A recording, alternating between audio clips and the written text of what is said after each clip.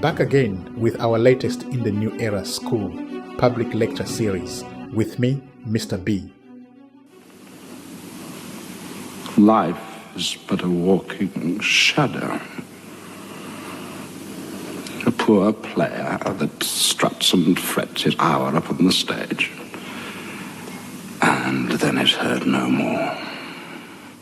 Our executive director, Mr. Jesman, tells me that Macbeth is a favorite of his. It's not hard to see why. Macbeth is tense. It is a masterpiece of political intrigue rooted in something we all carry. Ambition.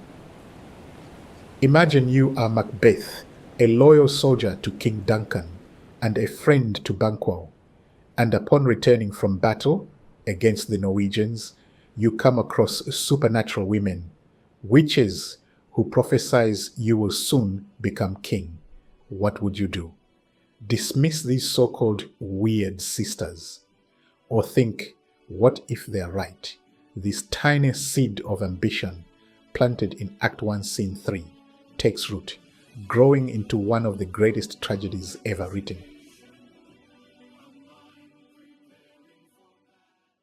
Macbeth, as any married man would, sends a letter to his wife about the strange encounter. He tells Lady Macbeth that the weird sisters addressed him, Thane of Glamis, as the new Thane of Cawdor and future King of Scotland hereafter. The thought alone is so sumptuous, it makes Lady Macbeth delirious with ambition. When noblemen Angus and Ross deliver the news of his new appointment, Macbeth is shocked. The Thane of Cawdor lives, he says. Why do you dress me in borrowed robes? But it is true. He is indeed Thane, which adds great confusion to both Banquo and Macbeth. Because when they meet King Duncan, he tells them that his son, Malcolm, will succeed him on the throne. He also says that he plans to visit Inverness, the castle of Macbeth. Upon Duncan's arrival, Lady Macbeth convinces her husband to kill the king. Be a man, she says, and seize what has been promised to you. In the dead of night, Macbeth murders the king, securing the Scottish crown. All is not well, however, because Macbeth is riddled with guilt. The couple have bigger problems on their hands. The weird sisters had promised Banquo that although he will not become king himself, his descendants will rule Scotland. So they must kill Banquo and all his descendants in order to keep the crown. Macbeth orders the murder of Banquo and attempts to kill Banquo's son, who escapes. Macbeth returns to the witches, who give him a new prophecy.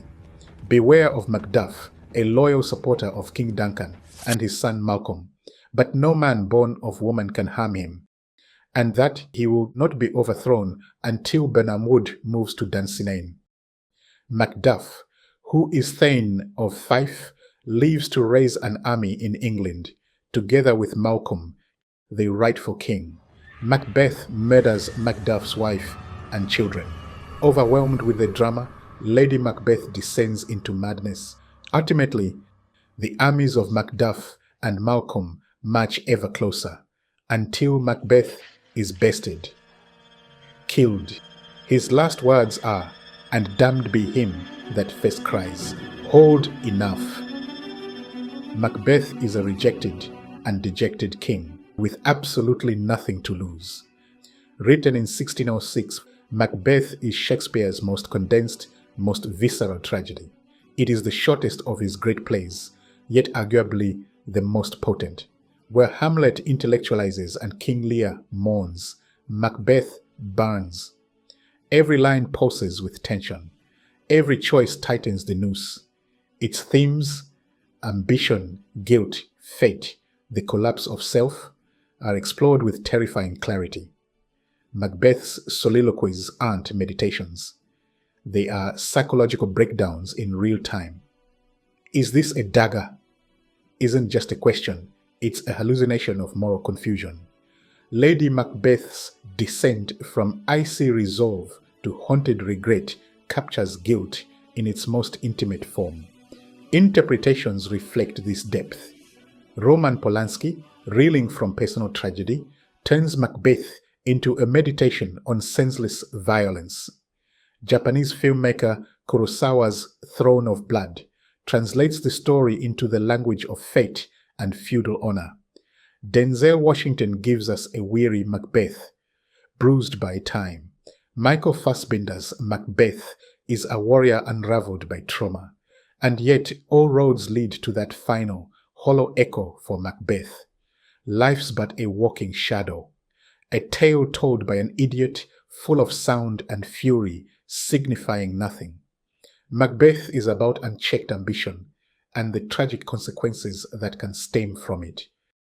You should have died hereafter. There would have been a time for such a word. Tomorrow. And tomorrow. And tomorrow